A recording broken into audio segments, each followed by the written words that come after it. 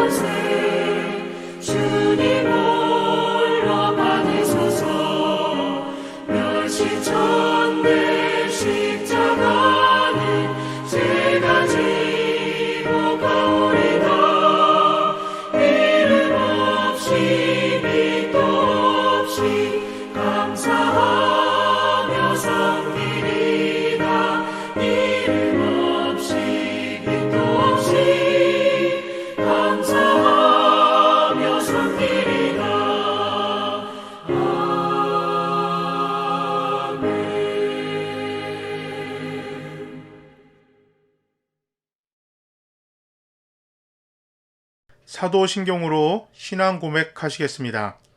나는 전능하신 아버지 하나님, 천지의 창조주를 믿습니다. 나는 그의 유일하신 아들, 우리 주 예수 그리스도를 믿습니다. 그는 성령으로 잉태되어 동정녀 마리아에게서 나시고 본디오 빌라도에게 고난을 받아 십자가에 못 박혀 죽으시고 장사된 지 사흘 만에 죽은 자 가운데서 다시 살아나셨으며 하늘에 오르시어 전능하신 아버지 하나님 우편에 앉아 계시다가 거기로부터 살아있는 자와 죽은 자를 심판하러 오십니다. 나는 성령을 믿으며 거룩한 공교회와 성도의 교제와 죄를 용서받는 것과 몸의 부활과 영생을 믿습니다. 아멘. 교회 소식 전하겠습니다. 금주도 대면 예배로 드립니다. 10시 청소년, 11시 어린이, 장년 예배를 드립니다. 비대면 온라인 예배는 11시 교회 유튜브로 함께 드릴 수 있습니다. 매주 교회 소독을 합니다. 또한 교회에 들어오실 때 체온 측정과 명부 작성은 꼭 해주시기 바랍니다. 손소독과 한 칸씩 자리를 띄어서 앉으시기 바랍니다. 서로의 안전을 위해 음식물 섭취나 신체 접촉은 피해 주시기 바랍니다. 온라인 헌금 안내입니다. 국민은행, 신한은행 계좌로 온라인 헌금해 주시면 감사드리겠습니다. 하루빨리 정상화가 되도록 기도 바랍니다. 코로나19로 힘든 시간이 계속해서 지나가고 있지만 우리 모두 기도하고 힘냅시다. 교회 소식 여기까지 전하겠습니다. 오늘 말씀은 사도행전 1장 14절부터 26절까지 말씀입니다. 이들은 모두 여자들과 예수의 어머니 마리아와 예수의 동생들과 함께 한 마음으로 기도에 힘썼다. 그 무렵에 신도들이 모였는데 그 수가 120명쯤이었다. 베드로가 그 신도들 가운데 일어서서 말하였다. 형제자매 여러분, 예수를 잡아간 사람들의 앞잡이가 된 유다에 관하여 성령이 다윗의 입을 빌어 미리 말씀하신 그 성경 말씀이 마땅히 이루어져야만 하였습니다. 그는 우리 가운데 한 사람으로서 이 직무에 한 몫을 맡았습니다. 그런데 이 사람은 불의한 싹으로 밭을 샀습니다. 그러나 그는 거꾸러져서 배가 터지고 창자가 쏟아졌습니다. 이 일은 예루살렘에 사는 모든 주민이 다 알고 있습니다. 그래서 그들은 그 땅을 자기들의 말로 아겔다마라고 하였는데 그것은 피의 땅이라는 뜻입니다. 시편에 기록하기를 그의 거처가 폐허가 되게 하시고 그 안에서 사는 사람이 없게 하십시오 하였고 또 말하기를 그의 직분을 다른 사람이 차지하게 해 주십시오 하였습니다. 그러므로 주 예수께서 우리와 함께 계시는 동안에 곧 요한이 세례를 주던 때로부터 예수께서 우리를 떠나 하늘로 올라가신 날까지 늘 우리와 함께 다니던 사람 가운데서 한 사람을 뽑아서 우리와 더불어 부활의 증인으로 삼아야 할 것입니다. 그리하여 그들은 바사바라고도 하고 유스도라고도 하는 요셉과 마띠아 두 사람을 앞에 세우고서 기도하여 아뢰었다. 모든 사람의 마음을 다하시는 주님, 주님께서 이 두 사람 가운데서 누구를 뽑아서 이 섬기는 일과 사도직의 직분을 맡게 하실지를 우리에게 보여 주십시오. 유다는 이 직분을 버리고 제갈 곳으로 갔습니다. 그리고 그들에게 제비를 뽑게 하니 마띠아가 뽑혀서 11사도와 함께 사도의 수에 들게 되었다. 아멘. 마틴 루터 목사님은 인종차별이 잘못되었다는 인식만으로 더 나은 미래가 열릴 준비가 되었다는 것은 사실이다. 그러나 그 인식만으로 지금 우리가 처한 현실이 바뀌지 않는다. 바라는 미래에 대한 도전이 지금을 바꾸는 노력으로 움직이지 않는다면 잘못된 현실을 인식하는 것은 아무것도 모르는 것과 크게 다르지 않다. 그리고 더 나은 미래는 바른 행동이 동반되어야만 한다. 만약 그렇지 못하다면 결국 우리가 쥐게 될 미래는 우리에게 도전을 준 그날이 아닐 것이다 라고 했습니다. 참 울림 있는 말씀이에요. 마찬가지로 하나님 말씀을 정확히 읽고 배울 때 그 말씀을 통해 성도와 교회가 나아가야만 하는 방향을 깨닫게 됩니다. 그리고 그 깨달음은 교회와 성도에게 하나님과 같은 꿈을 공유하게 합니다. 바로 우리 삶에 확장되는 하나님 나라입니다. 가정, 직장, 사회와 국가, 그리고 땅끝까지 확장될 하나님 나라를 꿈꾸게 됩니다. 그 날을 위해 지금 우리가 무엇을 해야 하는지 말씀은 도전을 줍니다. 하나님이 꿈꾸시고 주님이 가르치신 나라를 위해 교회는 움직여야만 합니다. 예수의 방법으로 움직이지 않는 교회의 미래는 지금 당장 원하는 결과를 얻었다 한들 결국 주님이 원하시는 모습은 아니게 됩니다. 살아계신 하나님께서 그의 말씀을 통해 우리에게 도전을 주십니다. 지난주에 제자들은 예수님이 원하시는 하나님 나라를 위해 살 것인지 아니면 자신들이 원하는 나라를 위해 살 것인지에 대한 선택의 기로에 놓여 있었습니다. 결국 그들은 자신들에게 주어진 예수님의 명령을 움켜쥐었습니다. 주님이 꿈꾸시는 하나님 나라를 위해 예루살렘으로 걸음을 움직였습니다. 예수님께서는 하나님 나라의 증인이 되기 위해 가장 먼저 성령의 임재를 받아야 한다고 말씀하셨습니다. 그것을 위해 약 120명의 사람들이 모였습니다. 여기서 흥미로운 것은 누가는 당시 시대 통념과 다른 방식으로 이 모임을 소개하고 있습니다. 14절에 여자들과 예수의 어머니 마리아로 이 모임을 소개합니다. 당시의 여성과 아이는 인구수에조차 포함시키지 않았습니다. 그리고 헬라어의 특징은 모임을 설명할 때 거론되는 순서로 모인 사람들의 중요도를 나타냅니다. 누가는 하나님 나라의 증인이 되기 위한 기도 모임 약 120명에 여성들의 수가 포함된 것은 물론이고 심지어 모임의 시작을 여자들과 어머니 마리아 그리고 예수님의 동생들로 나열합니다. 하나님 나라는 성경에서 꾸준하게 하나님께서 말씀하셨듯이 남녀노소, 인종 모두 중요하게 동일합니다. 왜냐하면 하나님께는 모두 소중한 자녀들이기 때문입니다. 지금의 시대적 통념이 아닌 하나님이 원하시는 하나님 나라를 누가는 이야기하고 있습니다. 제자들은 얼마 전까지 예수님이 가르치신 하나님 나라가 아니라 자신들의 나라를 위해 살았습니다. 자신들의 나라에서 더 크고 중요한 사람이 되기 위해 전면에 나섰고 한 자리 차지하려고 싸웠습니다. 자신이 주인공이 되어야 했습니다. 그런데 이제 그들은 하나님 나라를 위해 모였고 기도하기로 결심했습니다. 스승을 배신한 제자들이라는 부끄러움도 감수하고 있습니다. 약 120명이 모인 곳에서 한 자리 차지하기 위해 목소리 높이고 있지 않습니다. 한 마음으로 기도에 힘쓰고 있습니다. 한 마음, 바로 예수님이 가르치시고 꿈꾸신 하나님 나라의 증인이 되기 위해 성령의 임재를 기다리는 마음으로 기도하고 있습니다. 제자들은 예수님의 마지막 가르치심과 하늘로 올라가심으로 도전을 받았고 그 도전을 예수님의 방식으로 풀어가고 있습니다. 지금까지 그들은 예수님이 주신 도전을 자신들의 방식으로 풀어갔습니다. 그래서 풀린 것이 아니라 항상 더 꼬였습니다.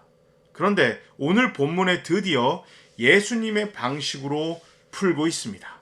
하늘에서 풀면 이 땅에서도 풀릴 것이고 하늘에서 묶으면 이 땅에서도 묶인다는 말을 그대로 실천하고 있습니다. 예수의 방식으로 풀면 이 땅에서도 풀리고 예수의 방식이 아니면 이 땅에서도 꼬입니다. 이것을 제자들은 기억하였고 그 가르침을 그대로 따르고 있습니다. 그리고 15절부터 26절까지 가룟 유다에 대한 이야기와 마띠아가 새로운 제자로 선출되는 장면이 나옵니다. 가룟 유다는 예수님을 팔았고 자살을 했습니다. 마태복음에서 대제사장이 가룟 유다가 예수님을 팔고 바로 받은 돈으로 유다가 죽은 땅을 샀다고 밝히고 있습니다. 누가는 오늘 본문에서 땅을 산 돈이 유다의 돈이기 때문에 가룟 유다가 그 땅을 샀다고 말하고 있습니다. 누가가 오늘 이야기하고 싶은 것은 예수님을 배신한 자의 비참한 최후가 아닙니다. 베드로가 유다의 이야기를 꺼낸 이유는 배신자의 최후, 가룟 유다의 비참한 결말을 이야기하려고 한 것이 아니라 공석이 된 예수님의 제자의 자리를 채우기 위해서였습니다. 사실 오늘 본문에 나오는 새롭게 예수님의 제자를 뽑는 것에 관해서 말이 참 많습니다. 예수님이 명령하셨다는 것은 베드로의 말에서 또 성경에서 전혀 알 수가 없기 때문입니다. 그리고 이 일에 대해서도 성경 어디에도 더 이상 나오지 않습니다. 한 가지 추측을 해보면 제자 야고보가 순교를 당한 후에 공석이 된 제자의 자리를 초대교회는 메꾸지 않았습니다. 이것을 보면 가룟 유다가 죽었기 때문에 공석이 된 자리를 채운 것이 아니라 배신을 해서 자리가 비었기 때문에 채운 것으로 볼 수 있습니다. 베드로를 비롯한 제자들 그리고 기도 모임에 있는 대부분의 사람들도 예수님 없이 하나님 나라의 증인으로서 새로운 임무를 시작하는 시점에서 좋든 싫든 제자의 위치는 상당히 중요했을 것입니다. 그런데 하필 유다가 배신을 하고 자살을 해서 원치 않게 한 자리가 비었습니다. 중요한 일을 시작하는 시점에서 이것은 상당히 걸리는 부분임에는 틀림없습니다. 그래서 베드로는 기도 모임 중간에 예전과 같은 12명의 제자를 구성하기를 제안했고, 그것을 위해 가룟 유다의 죽음을 소상하게 밝힌 듯 보입니다.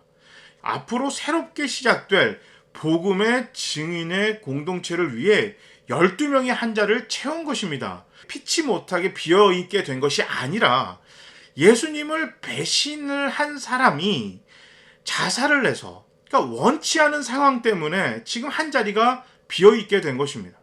그러니까 이거 부끄러운 빈자리거든요. 그래서 지금 영광스러운 복음의 증인의 새로운 임무의 시작을 앞두고 그 자리를 비워놓고 가는 것은 굉장히 마음에 걸리는 일이기 때문에 지금 베드로는 새로운 복음의 증인을 시작하는 일에 앞서서 부끄럽게 비워진 이 자리를 채우는 게 어떻겠습니까? 라고 지금 120명에게 제안을 했고, 이 120명의 교인들이 모여서 생각을 해본 결과 그것이 좋겠다고 결정을 해서 마띠아를 뽑은 것입니다. 12명이 전통이니까 묻고 따지지도 않고 12명을 채웁시다 이렇게 한 것이 아닙니다. 누가도 데오빌로에게 원래 예수님의 제자가 아닌 마띠아가 왜 제자들에 포함되었는지 정확히 그 내용을 밝혔습니다. 그만큼 예수님의 제자라는 위치는 당시 상황에서 정말 중요한 위치였기 때문입니다. 앞으로 나올 사도행전 15장의 예루살렘 회의에서도 구원의 조건에 대한 교회의 결정을 사도 바울이 요청했을 때도 당시 이었던 예수님의 동생 야고보가 아니라 제자들이 그 문제를 해결한 것을 봐도 초대교회에서 제자들의 위치가 굉장히 중요했음을 알 수 있습니다. 누가는 배신자 가룟 유다의 비참한 결말을 이야기하려는 것이 아닙니다. 베드로도 마찬가지입니다. 앞으로 진행되는 하나님 나라의 이야기를 보더라도 그것은 명확합니다. 누가가 이야기하고 싶은 것은 그 누구도 하나님 나라의 증인이 될 수 있다는 것입니다. 예수님을 배신하면 비참한 결과를 맞는다, 이것이 아닙니다. 성경의 목적은 저주의 선포가 아닙니다. 구원입니다. 누구라도 하나님의 은혜로 용서받고 그 누구라도 구원을 받을 수 있다는 것이 성경의 주제입니다. 그것은 오늘 본문 사도행전도 마찬가지입니다. 누가는 데오빌로에게 하나님 나라를 전하고 있습니다. 저주의 나라를 전하는 것이 아닙니다. 배신자의 최후를 전하는 것이 아닙니다.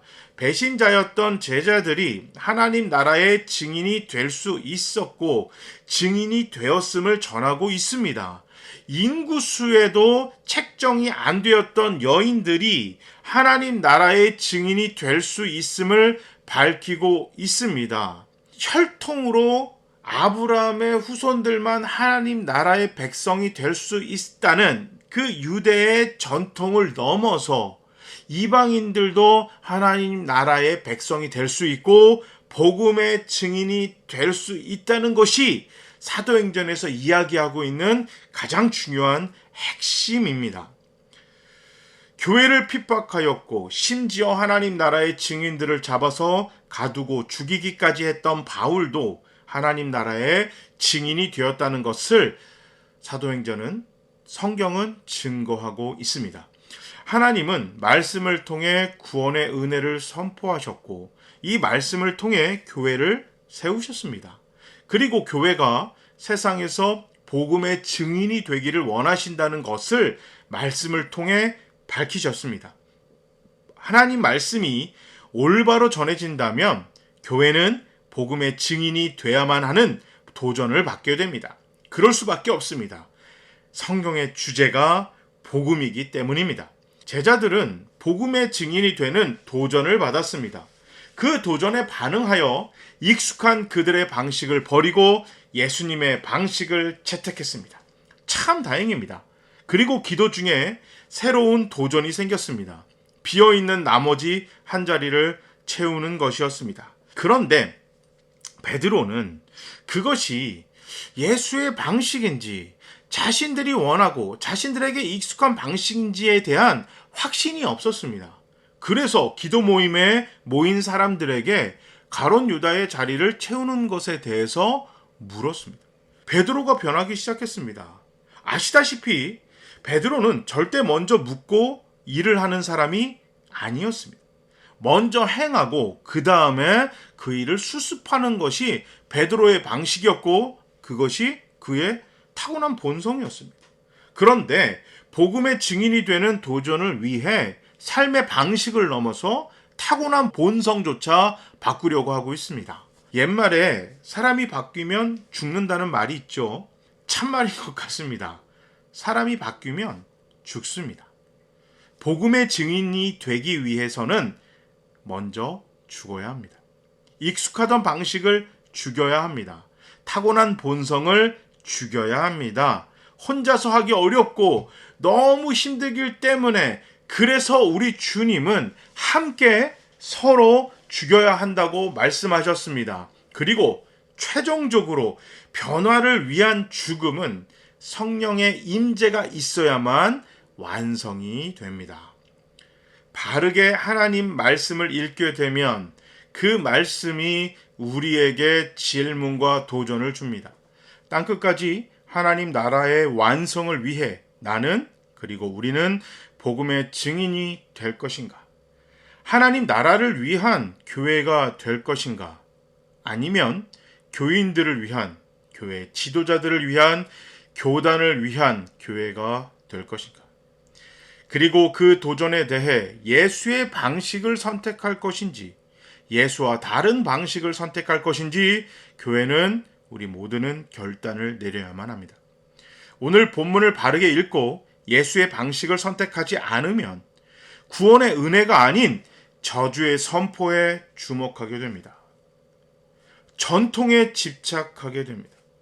누구나 복음의 증인이 될 수 있는 것이 아니라 선택받은 소수만 가능한 일이라는 심각한 오류에 빠지게 됩니다. 도전은 위험을 동반합니다. 위험하지 않으면 도전이 아니라는 말도 타당합니다. 그러나 교회는 복음의 증인이 되기 위한 위험한 도전을 시작해야만 합니다. 부끄러움도 감당해야만 합니다. 손해도 감당해야만 합니다. 자존심도 내려놓아야만 합니다. 익숙한 전통도 삶의 방식도 버려야만 합니다. 타고난 본성도 죽여야만 합니다.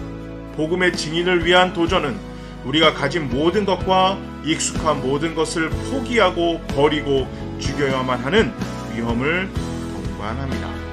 그러나 복음을 위한 도전만큼 안전한 위험은 없습니다. 왜냐하면 하나님이 책임지시기 때문입니다. 천지를 창조하신 분이 책임지십니다. 나를 너무 사랑하셔서 이 땅에 오셔서 고난받으시고 죽으시는 것도 주저하지 않으시는 분이 책임지십니다. 영원한 천국을 보장하신 분이 책임지십니다. 온 우주와 피조물을 통치하시고 운영하시는 분이 책임지십니다. 침대 위에서 자는 것보다도 더 안전한 것이 복음의 증인이 되는 것입니다. 예수님의 도전에 예수의 방식으로 반응해야만 합니다. 예수의 방식만이, 십자가의 방식만이, 나 죽어 너 살린다는 방식만이 복음의 증인이 되는 올바른 길입니다. 세상에서는 한없이 위험한 방법이지만 하나님 눈에 가장 안전한 방식이 예수의 십자가의 길입니다. 예수의 방식을 따르지 않는 것만큼 위험한 것은 교회에 없습니다. 교회는 예수의 방식대로 복음의 증인이 되는 것이 가장 안전한 방식이고 도전입니다. 세상의 눈에 안전한 도전을 선택하지 말아야 합니다.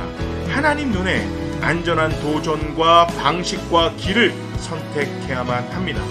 누구나 하나님 나라를 위한 복음의 증인이 될 수 있다는 복음을 굳게 붙들고 가장 안전한 위험과 도전인 예수의 길, 예수의 방식을 선택하고 따라가는 우리 교회, 우리 모두가 되기를 바랍니다. 제가 한번 기도하겠습니다.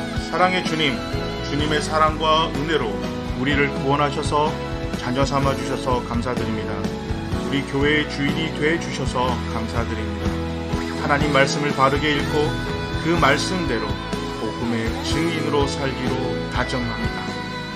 세상에서의 위험 때문에 복음의 증인의 길을 피하는 것이 교회와 성도에게 가장 위험한 일임을 항상 깨닫게 해주시옵소서. 주님 앞에 서는 날까지, 주님이 허락하시는 날까지 예수님의 방식을 따르는 참된 복음의 증인이 되겠습니다. 성령님 언제나 우리와 함께 하시고 도와주시기를 간절히 바랍니다. 힘들고 어려운 중에 하나님께 예물을 드렸습니다. 경제적 어려움 속에서도 헌금을 한 당신의 자녀들을 축복해 주시옵소서. 재정이 힘든 당신의 자녀들과 이 교회를 도와 주시옵소서. 귀하게 드린 헌금이 하나님의 복음을 위해, 하나님 나라를 위해 더욱 귀하게 쓰이도록 주님 도와 주시옵소서. 이 코로나19로 이 어려운 상황이 하루속히 끝나게 하시고 이 모든 어려움과 고통에 신음하는 당신의 자녀들과 교회들을 도와 주시옵소서. 하나님의 은혜와 성령님의 인도하심이 항상 우리와 함께 하시기를 간절히 바랍니다. 여호와는 우리에게 복을 주시고 우리를 지키시기를 원하며 여호와는 그의 얼굴을 우리에게 비추사 은혜 베푸시기를 원하며 여호와는 그 얼굴을 우리에게로 향하여 드사 평강 주시기를 간절히 원합니다. 아멘.